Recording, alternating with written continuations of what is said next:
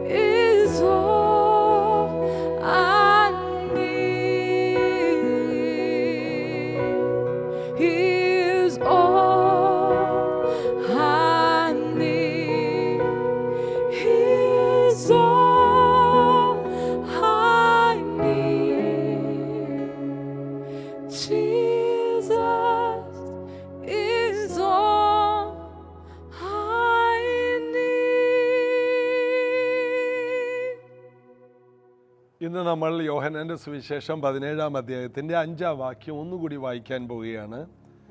ഇപ്പോൾ പിതാവേ, ലോകമുണ്ടാകും മുമ്പേ എനിക്ക് നിന്റെ അടുക്കൽ ഉണ്ടായിരുന്ന മഹത്വത്തിൽ എന്നെ നിന്റെ അടുക്കൽ മഹത്വപ്പെടുത്തണമേ. അപ്പോൾ ദൈവത്തിന് ഏറ്റവും ഇഷ്ടമുള്ള കാര്യമാണ് തൻ്റെ മക്കളെ മഹത്വപ്പെടുത്തുക. അതായത് യോശുവയോട് ദൈവം പറഞ്ഞു, ഞാൻ നിന്നെ എല്ലാവരും കാണുകയൊന്ന് മഹത്വപ്പെടുത്തും. യോശുവ 3-4 വായിക്കുമ്പോൾ കാണാം. പിന്നീട് നമ്മൾ വായിക്കുന്നു, അന്ന് ദൈവം യോശുവയെ എല്ലാവരും കാണുകയെ മഹത്വപ്പെടുത്തി.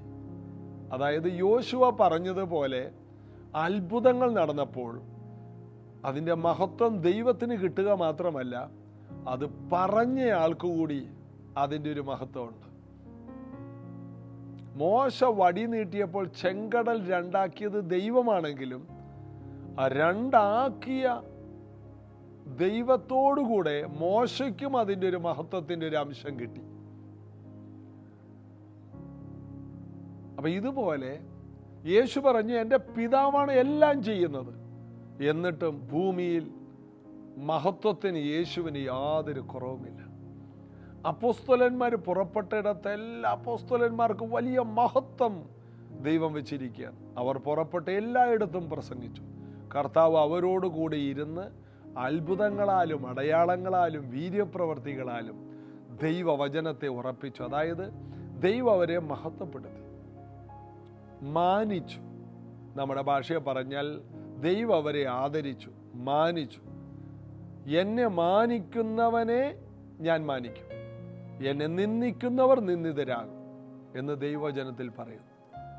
ശമൂവേലിൻ്റെ 2 മക്കൾ ദൈവത്തിൻ്റെ പ്ലാനുകളെ നിന്ദിച്ചു, അതുകൊണ്ട് അവർ നിന്ദിക്കപ്പെട്ടു. എന്നാൽ ദൈവത്തെ മാനിച്ചവരെയെല്ലാം ദൈവം മാനിച്ചു.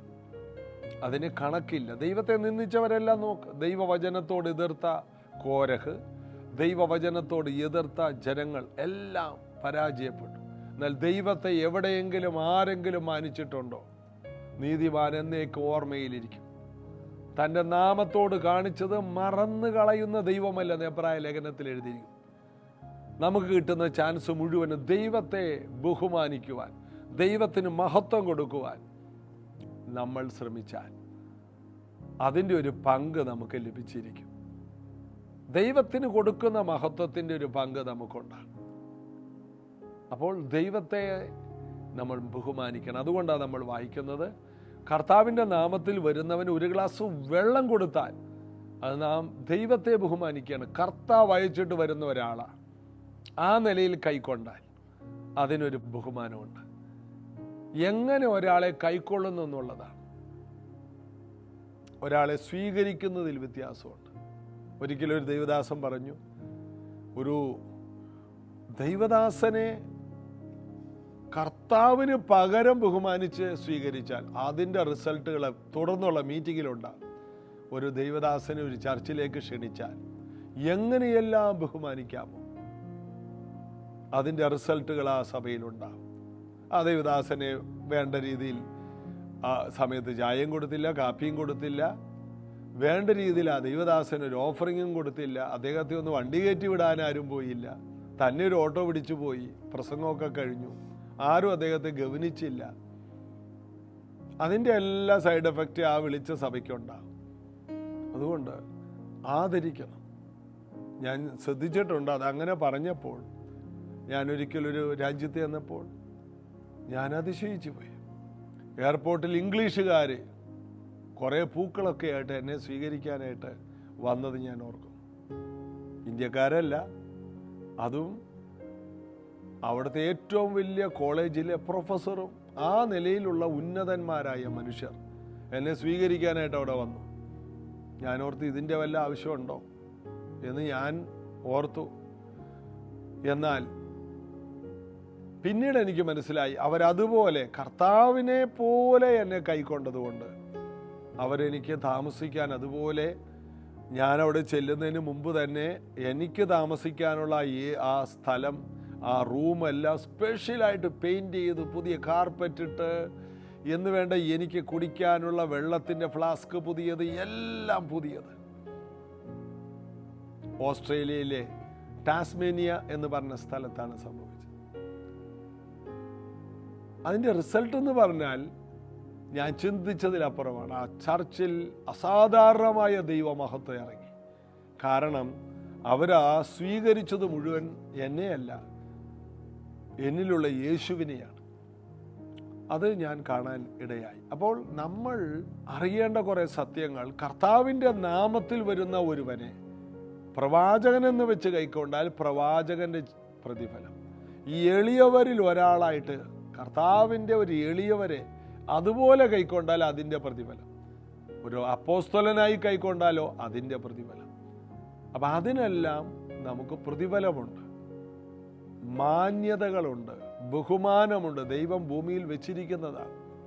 ദൈവത്തെ മഹത്വപ്പെടുത്താൻ എന്ത് ചെയ്യണം? ഭൂമിയിൽ ദൈവം ആക്കി വെച്ചവരെ ബഹുമാനിക്കണം. മാതാപിതാക്കളെ നാം ബഹുമാനിക്കണമെന്ന് ദൈവം വെച്ച വ്യവസ്ഥയാണെന്ന് ബഹുമാനിച്ചു നോക്ക്. അതിൻ്റെ റിസൾട്ട് ഭയങ്കരമായിരിക്കും. നമ്മൾക്ക് മൂത്തവരെ ബഹുമാനിച്ചാൽ, പ്രായമുള്ളവരെ റെസ്പെക്റ്റ് ചെയ്താൽ അതിൻ്റെ പ്രതിഫലമുണ്ട്. നമ്മോട് സുവിശേഷം അറിയിച്ചവരെ ബഹുമാനിച്ചാൽ അതിൻ്റേതായ മാന്യതയുണ്ട്. അപ്പോൾ മറ്റുള്ളവരെ തണുപ്പിച്ചാൽ, നമ്മെ സഹായിച്ച, നമ്മളെ കൈത്താങ്ങിയവരെയൊക്കെ ഒന്ന് നമ്മൾ തണുപ്പിച്ചാൽ അതിനെല്ലാം പ്രതിഫലമുണ്ട്. ഈ ഭൂമിയിൽ സുവിശേഷ നിമിത്തം പ്രതിഫലങ്ങൾ ആയിരക്കണക്കിനാണ്. അതുകൊണ്ട് ഈ സത്യങ്ങൾ അറിഞ്ഞേ ഒരു വിശ്വാസി ജീവിക്കാവൂ. അതുകൊണ്ട് നിങ്ങൾ ബഹുമാനിക്കാൻ പഠിക്കണം. മാതാപിതാക്കളെയും ഗുരുജനങ്ങളെയും നമുക്ക് ആക്കിയിരിക്കുന്ന എല്ലാ ഉയർന്ന അധികാരങ്ങളെയും. പത്രോസ് അപ്പോസ്തലൻ ഇങ്ങനെയാണ് പറയുന്നത് തൻ്റെ ലേഖനത്തിൽ, മൂർഖന്മാർക്കും കീഴടങ്ങാൻ അവരെയും ദൈവം ആക്കി വെച്ചിരിക്കുന്നതാണ്. ചിലർ മൂർഖന്മാരാണ്, ഭക്തി വിടർത്തി വിഷം ചീറ്റുന്ന സ്വഭാവമായിരിക്കും നേതൃത്വ നിരയിലുള്ളത്, രാഷ്ട്രീയ രംഗങ്ങളിലുള്ളവർ, ഭരണകർത്താക്കൾ. എങ്കിൽ അവർക്കും കർത്താവിൽ കീഴടങ്ങണം. ഭാര്യമാരെ ഭർത്താക്കന്മാർക്ക് കീഴടങ്ങണം. അതിനൊരു പ്രതിഫലം, എല്ലാറ്റിനും ഒരു ഭയങ്കര പ്രതിഫലമുണ്ട്. ഈ സത്യങ്ങൾ അറിഞ്ഞു കഴിഞ്ഞാൽ നമുക്ക് വളരെയധികം വിവേകം ഇതെല്ലാം കൈകാര്യം ചെയ്യാനായിട്ട് ലഭിക്കും. അതിനുള്ള കൃപ ദൈവം നമുക്ക് നൽകി തരട്ടെ. അബിഗയിൽ ചെയ്തതുപോലെ നാബാൽ ദാവീദിൻ്റെ അഭിഷേകത്തെ മനസ്സിലാക്കി ബഹുമാനിച്ചില്ല.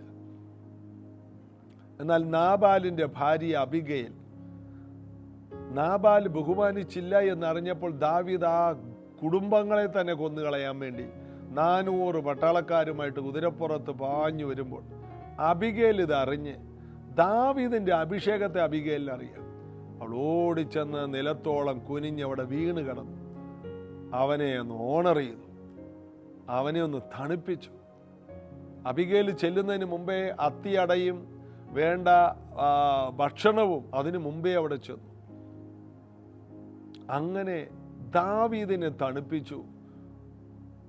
അതുകൊണ്ട് അബിഗേലിനെ ദൈവം മാനിച്ചു. നാബാൽ 10 ദിവസത്തിനുള്ളിൽ മരിച്ചുപോയി. ഇതൊക്കെ ദാവീദിന്റെ ചരിത്രത്തിൽ നമ്മൾ വായിക്കുന്നതാണ്. ദൈവം നാബാലിനെ ബാധിച്ചത് എന്താ? ദാവീദിന്റെ അഭിഷേകത്തെ ആദരിച്ചില്ല. ഒരു വ്യക്തിയെ ആദരിക്കുക എന്ന് പറയുന്നത് ആ വ്യക്തിയിലുള്ള അഭിഷേകത്തെയാണ് നാം ബഹുമാനിക്കേണ്ടത്. ദൈവം ഓരോരുത്തരെയും ഉയർത്തുന്നത് അവർക്ക് ദൈവം വെച്ചിരിക്കുന്ന ഒരു മഹത്വമുണ്ട്, അഭിഷേകമാണത്. ആ അഭിഷേകമാണ് അവരെ ഉയർത്തുന്നത്. ഞാൻ ഈ വായിച്ച വാക്യത്തിലേക്ക് ഒന്നുകൂടി വരട്ടെ. ഇപ്പോൾ പിതാവേ, ലോകം ഉണ്ടാകും മുമ്പേ എനിക്ക് നിന്റെ അടുക്കൽ ഉണ്ടായിരുന്ന മഹത്വത്തിൽ എന്നെ നിന്റെ അടുക്കൽ മഹത്വപ്പെടുത്തണമേ. നിന്റെ അടുക്കൽ. അപ്പോൾ യേശുവിന് ലോകം ഉണ്ടാകുന്നതിന് മുമ്പേ ഉണ്ടായിരുന്ന മഹത്വം. ഫിലിപ്പി ലേഖനം 2-ാം അധ്യായത്തിൽ അത് മാറ്റി വെച്ചിട്ടാണ് ഈ ഭൂമിയിലേക്ക് വന്നത്.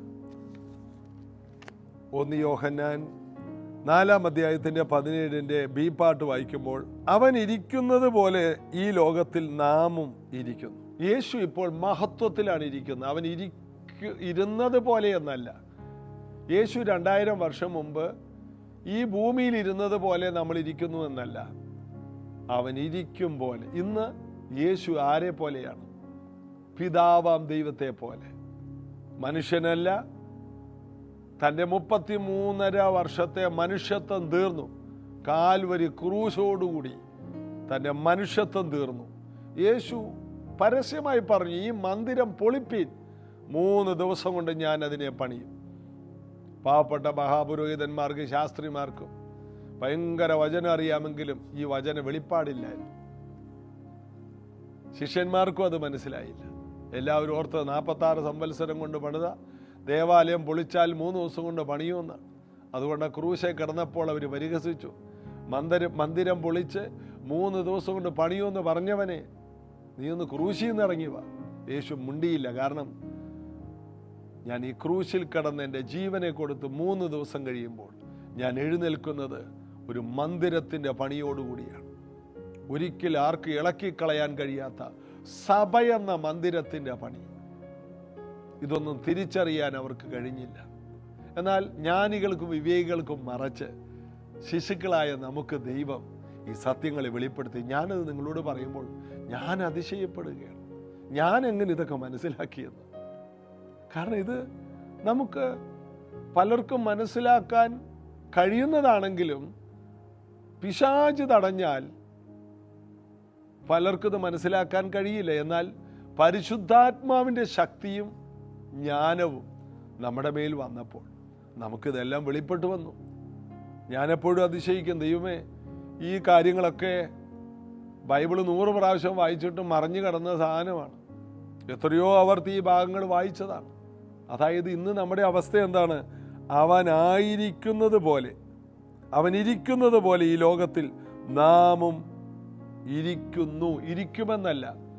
യേശു സ്വർഗത്തിൽ പിതാവിൻ്റെ ആ വലിയ മഹത്വത്തിൽ പിതാവിൻ്റെ വലത്തുഭാഗത്ത് ഇരിക്കുന്നത് പോലെ തന്നെയാണ് ഈ ഭൂമിയിൽ നമ്മളും ഇരിക്കുന്നത്.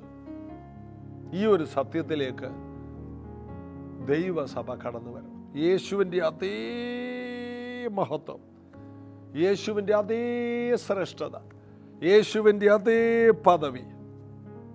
കാരണം യേശു ശിരസും നാം ഉടലുമാണ്. യേശുവിൻ്റെ മന്ദിരമാണ്, യേശുവിൻ്റെ മണവാട്ടിയാണ്. യേശു ഇരിക്കുന്നിടത്ത് യേശുവിൻ്റെ മണവാട്ടിയും ഇരിക്കും. യേശുവിനോളമാണ് യേശുവിൻ്റെ മണവാട്ടി. ഈ പദവി ഒരു ദൈവവൈതൽ അറിയണം. ശിഷ്യന്മാരായിട്ട് വിളിച്ച്, അപ്പോസ്തലന്മാരെ ശിഷ്യന്മാരായിട്ട് വിളിച്ച് സ്നേഹിതന്മാരായി മാറ്റി, പിന്നത്തേതിൽ മക്കളെന്ന പദവിയിലേക്ക് കൊണ്ടുവന്നു. ഇതാ ഒടുവിൽ മണവാട്ടി എന്ന പദവിയിലേക്ക്. മക്കൾ പോലും കുറച്ച് കഴിഞ്ഞാൽ വീട്ടിൽ നിന്ന് മാറി താമസിക്കണം. ഭാര്യ എവിടെ മാറ്റാനാണ്? ജീവപര്യന്തം. അതാണ് മണവാട്ടി എന്ന പദവിയിലേക്ക് ദൈവസഭ വളർന്നു വരുന്ന അതിശ്രേഷ്ഠമായ ഒരു അനുഭവം. ഞാൻ ഇരിക്കുന്നിടത്ത് നിങ്ങളും ഇരിക്കും. ഞാൻ എല്ലാ നാളും നിങ്ങളോട് കൂടി ഇരിക്കും. ക്രിസ്തു സഭയെ സ്നേഹിച്ചതുപോലെ, ക്രിസ്തു തൻ്റെ മക്കളെ സ്നേഹിച്ചതുപോലെ എന്നല്ല, ക്രിസ്തു തൻ്റെ സ്നേഹിതരെ സ്നേഹിച്ചതുപോലെ എന്നല്ല, ക്രിസ്തു തൻ്റെ ശിഷ്യന്മാരെ സ്നേഹിച്ചതുപോലെ എന്നല്ല, ക്രിസ്തു തൻ്റെ സഭയെ അവനായിരിക്കുന്നത് പോലെ ഈ ലോകത്തിൽ സഭയായിരിക്കുന്നു. സഭയുടെ മഹത്വം ഓരോ വ്യക്തികളും തിരിച്ചറിയണം. പ്രാർത്ഥിക്കാം. യേശുവേ, ഈ പുതിയ വർഷങ്ങളിൽ ഞങ്ങൾക്ക് കൂടുതൽ വെളിപ്പാടുകൾ, അറിവുകൾ, പരിജ്ഞാനം തിരുവെഴുത്തിൽ നിന്ന് നൽകി തന്ന് ഞങ്ങളായിരിക്കുന്ന പദവിയെ തിരിച്ചറിഞ്ഞ് ആ പദവിയിൽ നിന്നുകൊണ്ട് അങ്ങയുടെ നാമത്തെ ഉയർത്തുവാൻ, ജനങ്ങളെ വിടുവിച്ചെടുക്കുവാൻ, ഈ തിരിച്ചറിവിലേക്കും സത്യത്തിലേക്കും അനുഗ്രഹത്തിലേക്ക് ജനങ്ങളെ, മനുഷ്യരെ പിടിക്കുന്നവരായി ഓടി നടന്ന് ജനങ്ങളെ ഈ സത്യത്തിലേക്ക് കൊണ്ടുവരാൻ, ഒരാൾ പോലും നശിച്ചു പോകാതെ എല്ലാവരും ഈ സത്യത്തിൻ്റെ വെളിച്ചത്തിൽ നടക്കുവാൻ ഞങ്ങളാവോളം ഈ ദൈവകൃപ പകർന്നു കൊടുക്കുവാൻ ഞങ്ങളെ എല്ലാവരെയും സമർപ്പിക്കും. ഈ ദിവസത്തെ സമർപ്പിക്കും. അവിടുത്തെ കൃപ പകരണം. രോഗികൾ സൗഖ്യമാകണം. എല്ലാ ബന്ധനങ്ങളും അഴിയട്ടെ. സാമ്പത്തിക വഴികൾ എല്ലാവർക്കും തുറക്കട്ടെ. ഇന്നത്തെ ദിവസം പോകുന്നിടത്ത് യേശു ക്രിസ്തുവിൻ്റെ അതേ മഹത്വം ഈ ഭൂമിയിൽ വഹിക്കുന്നവരാണെന്നുള്ളൊരു വെളിപ്പാടിൽ പോകാൻ എല്ലാവർക്കും കൃപയുണ്ടാകണം. യേശുവിൻ നാമത്തിൽ പിതാവേ, ആമേൻ. യേശു കർത്താവ് എല്ലാവരെയും അനുഗ്രഹിക്കട്ടെ. ഇന്ന് നമുക്ക് അനുഗ്രഹിക്കപ്പെട്ട ഒരു ഉപവാസ പ്രാർത്ഥന രാവിലെ 10:30 പ്രൈസ് ജനറേഷനിൽ വെച്ചുകൊണ്ട് എല്ലാവരെയും കർത്താവ് അനുഗ്രഹിക്കട്ടെ. നാളെ ഇതേ സമയത്ത് ഈ പ്രാർത്ഥനയ്ക്കായി വീണ്ടും ഒരുമിച്ച് കൂടാം. God bless you.